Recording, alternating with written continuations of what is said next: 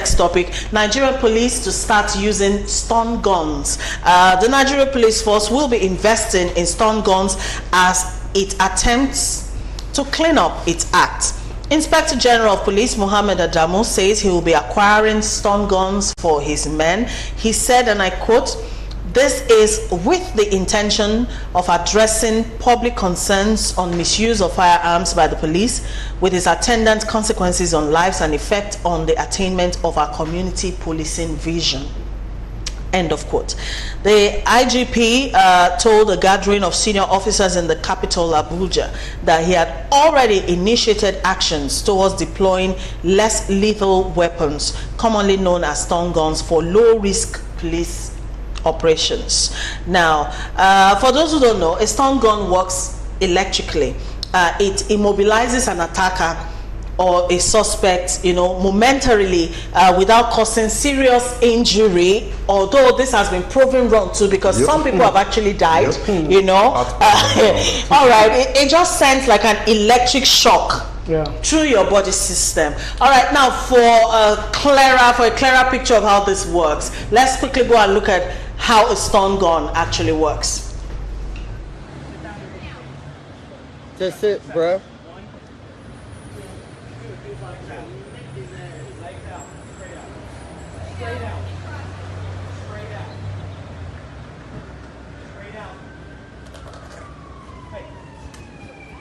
Straight out again, please. Straight out. Straight out. Put your legs straight out and cross them out. Oh, come on, bro. Oh, he's not listening. You're really gonna tase him? He was sitting down, though, bro. On your stomach. On your stomach. On your stomach. On your stomach. Arms out like an airplane.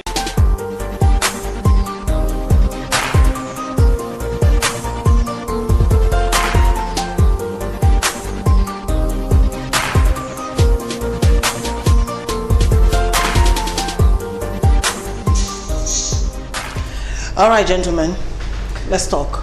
Well, it's an innovation from the IG to Nigeria.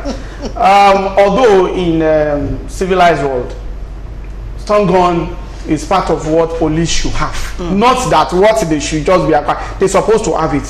But the rule of engagement that our police don't normally follow. Somebody that is carrying gun that is filled with bullets, with somebody that is armless, and you can still shoot that person, and you want to give a stun gun. One thing that people should know, stun gun is not only by shock. If somebody have a kidney problem, heart problem, where the flow of blood can be filled within few seconds, then that person can die. And you tassel that kind of, it's called tassel, you tassel. Yeah, you tassel, yes. Okay. By the time you tassel that kind of, and the blood can fail within few seconds, that person is dead. Person can die. But another thing again is this: a situation in which you want to introduce stun gun. I know Nigerian police very well, not all of them. There are some officers ordinarily asking a commuter to bring 100 naira on the road and fail to do that. They say, I don't have change. Before you know it, pack.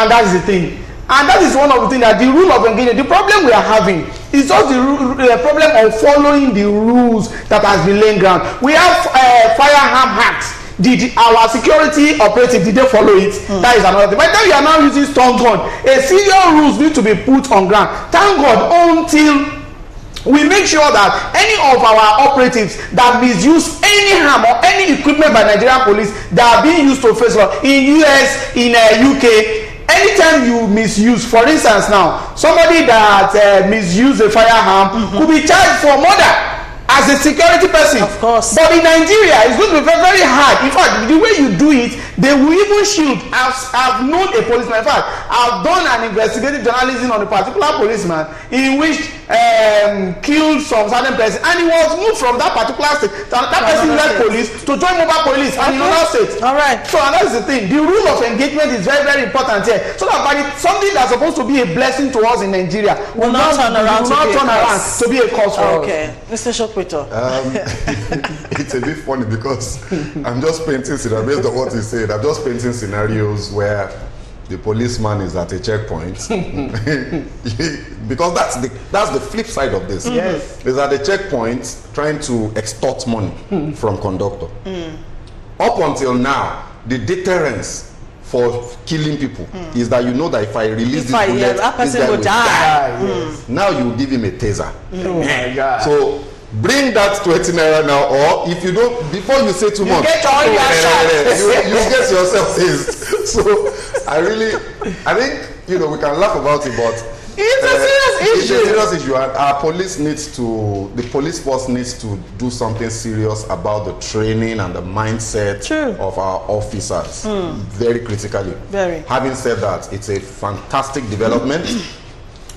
It will definitely reduce extrajudicial deaths. Killings, yeah. It will definitely reduce it because, yes, stun guns can result in death, but those are isolated and unusual cases. Typically, it gives you a harmless electric shock to immobilize you so that they can arrest you. Okay. So I think it should be encouraged. They need to do more of things like this. Stun guns, when it comes to riot control, where's the proper riot control gear? The glass shield, water cannons, and all those types of things. The Nigeria police needs to modernize. Okay. So I think the IG should be commended. And in addition, it's just that he should. I'll be happy the day we we actually start seeing computers, in our police stations. And in the police vehicles, and all of that. So he should be commended and just deal with the issue of rules of engagement and all that. And in addition, Nigeria police, the officers,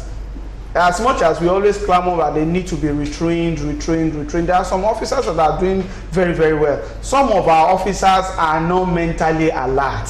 They are not, psychologically, they are not okay. The way they talk, the way they reason, the way they think, the way they relate is another thing. Why some certain officers, when you see them, you want to see more of them in Nigeria. And another thing again is this: the rubber bullet is still there, but they should not say that they should be taking stun gun to go and face armed robbers, because that is another thing again. When you are taking stun guns to go and face armed robbers that have a live bullet, there is another thing.